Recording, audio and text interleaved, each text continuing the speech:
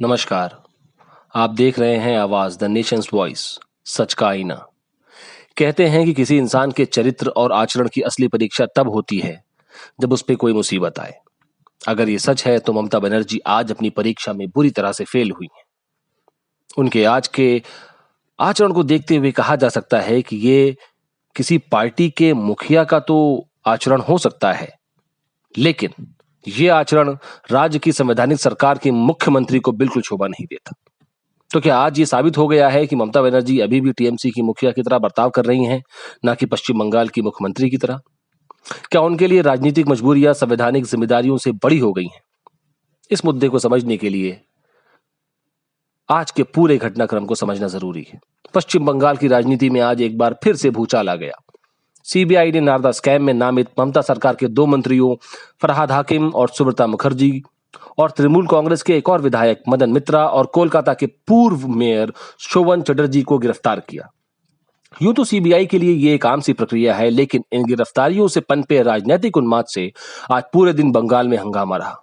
कई जगह पे टीएमसी कार्यकर्ताओं ने जमकर बवाल किया और तोड़फोड़ की घटनाएं भी हुई। इन घटनाओं की रिपोर्टिंग कर रहे पत्रकारों को न सिर्फ मारा गया, बल्कि 2 टीवी चैनलों की वैन को भी क्षति पहुंचाई गई। मगर इस हंगामे की शुरुआत खुद ममता बनर्जी ने करी, जब उन्होंने गिरफ्तारियों के विरोध में सीबीआई दफ्तर के बाहर हंगामा किया। अपनी पार्टी के नेताओं की गिरफ्तारी के इस अंधे विरोध में शायद ममता बनर्जी भूल गईं कि वो खुद इस समय एक संवैधानिक पद पर बैठी हुई हैं, और उन्होंने यहां तक कह दिया कि सीबीआई को उन्हें भी गिरफ्तार करना होगा। शायद वो ये भी भूल गई हैं कि सीबीआई एक स्वतंत्र एजेंसी है जो सिर्फ अपना काम कर रही है। शायद वो ये भी भूल गई है कि सीबीआई को पूरा अधिकार है कि वो पुख्ता सबूतों के आधार पे गिरफ्तारी कर सकती है। ममता बनर्जी का ये आचरण भारतीय सुरक्षा एजेंसियों की स्वतंत्र कार्यप्रणाली पर एक आघात है। लगता है ममता बनर्जी को न न्याय व्यवस्था पे विश्वास है और न ही न्यायपालिका पे। आपको बताते चलें कि नारदा स्कैम स्टिंग ऑपरेशन का खुलासा 2016 में बंगाल विधानसभा चुनाव के दौरान हुआ था और 2017 में कोलकाता हाईकोर्ट ने ही इस केस की पड़ताल सीबीआई को सौंपी थी। अब सीबीआई को इस केस में चार्जशीट फाइल करनी है और इसलिए ये गिरफ्तारियां हुई हैं, जो पूर्ण रूप से संवैधानिक है। लेकिन इस पूरे घटनाक्रम में अगर कोई असंवैधानिक तरह से बर्ताव कर रहा है तो वो है मुख्यमंत्री ममता बनर्जी। उनके इस असंवैधानिक आचरण के कारण आज बीजेपी के बंगाल चीफ दिलीप घोष ने मेदिनीपुर में एक एफआईआर भी दर्ज कराई और उसकी कॉपी पश्चिम बंगाल के गवर्नर जगदीप धनखड़ को भेजी। गवर्नर जगदीप धनखड़ ने भी ममता बनर्जी को उनकी संवैधानिक जिम्मेदारियों का हवाला देते हुए ये नसीहत दी है कि वो भारतीय संविधान का उल्लंघन ना करें। ममता बनर्जी अपने आचरण से न सिर्फ खुद घिरती हुई नजर आ रही हैं, बल्कि वो लोकतंत्र में एक गलत उदाहरण भी पेश कर रही हैं। पिछले दिनों चुनाव नतीजे आने के बाद बंगाल में जो अप्रत्याशित हिंसा हुई, उसको रोकने में भी ममता बनर्जी नाकाम रही थी। और आज जो सीबीआई दफ्तर पे उन्होंने किया, वो कई मायनों में गलत था। पश्चिम बंगाल में कोविड के हालात काफी बिगड़े हुए हैं और राज्य में 15 दिन का संपूर्ण लॉकडाउन लगा हुआ है। ऐसी स्थिति में ममता बनर्जी का धरने पर बैठना और वहां हजारों की संख्या में टीएमसी कार्यकर्ताओं का इकट्ठा होना सरासर कोरोना प्रोटोकॉल का उल्लंघन है। ममता दीदी को तो अपने कार्यकर्ताओं को वहां इकट्ठा होने से मना करना था, ताकि राज्य की जनता के बीच लॉकडाउन को लेकर एक कड़ा संदेश जाए। लेकिन शायद ममता दीदी के राजनीतिक मजबूरियां लोगों की जिंदगियों से ज्यादा कीमती। सोचने वाली बात यह भी है कि आज अगर ममता दीदी अपने पार्टी कार्यकर्ताओं की गिरफ्तारी के विरोध में धरने पर बैठी हैं, तो उन्हें बंगाल की आम जनता पे चुनाव पश्चात हुई हिंसा के विरोध में भी धरना देना चाहिए था। उन्हें अपनी पार्टी कार्यकर्ताओं पे कठोर से कठोर कार्रवाई करके यह संदेश देना चाहिए था कि वो सिर्फ अपनी पार्टी की मुखिया नहीं है, बल्कि पश्चिम बंगाल के हर एक नागरिक की मुखिया हैं। लेकिन अफसोस की बात है कि वो अपनी इन जिम्मेदारियों में बुरी तरह से विफल हुई।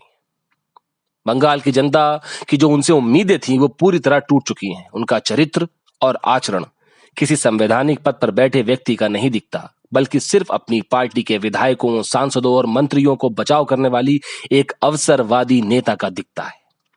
अवसरवाद का जिक्र आते ही तृणमूल कांग्रेस के एक और नेता कुणाल घोष के बारे में बात करना जरूरी हो जाता है।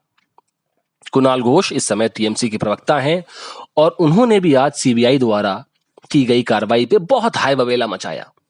लेकिन हास्यास्पद बात यह है कि यही कुणाल घोष 2,500 करोड़ के श्रद्धा चिट फंड स्कैम के आरोपी हैं और उन्हें ईडी ने गिरफ्तार किया था। गिरफ्तारी से पहले उन्होंने खुलकर टीएमसी के स्कैम में भागीदारी की बात करी थी और सीबीआई द्वारा गिरफ्तारी के बाद कुणाल घोषी ने इसी सीबीआई से ममता बनर्जी के रोल की जांच की मांग करी थी, जिस सीबीआई की कार्यप्रणाली पर आज कुणाल घोष सवाल उठा रहे हैं। यहां जानने वाली बात यह भी है कि टीएमसी विधायक मदन मित्रा भी श्रद्धा स्कैम में सीबीआई द्वारा गिरफ्तार किए गए और जेल गए थे, लेकिन कुणाल घोष शायद इतिहास का यह पन्ना भूल चुके हैं। राजनीति में यह दोगलापन नया नहीं है, लेकिन जिस बेशर्मी से यह दोगलापन जनता के सामने प्रस्तुत किया जा रहा है वो काफी अफसोसनाक है। इस तरह के अवसरवादी और दोगले नेताओं से न सिर्फ राजनीतिक पार्टियों को बचना चाहिए, बल्कि जनता को भी उनके इस दोगलेपन का जवाब देना चाहिए।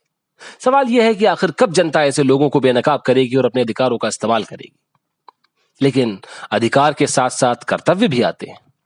बंगाल की जनता को अपने कर्तव्यों का निर्वहन करना चाहिए, लेकिन उससे पहले पश्चिम बंगाल की सबसे बड़ी नेता और मुख्यमंत्री ममता बनर्जी को अपने कर्तव्यों को समझना होगा।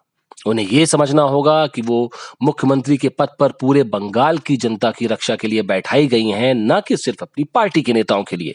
वो भी ऐसे नेता जो श्रद्धा स्कैम और नारदा स्कैम जैसी वित्तीय धोखाधड़ी करते हैं, जिसमें आम जनता द्वारा मेहनत से कमाए पैसों की डकैती होती है।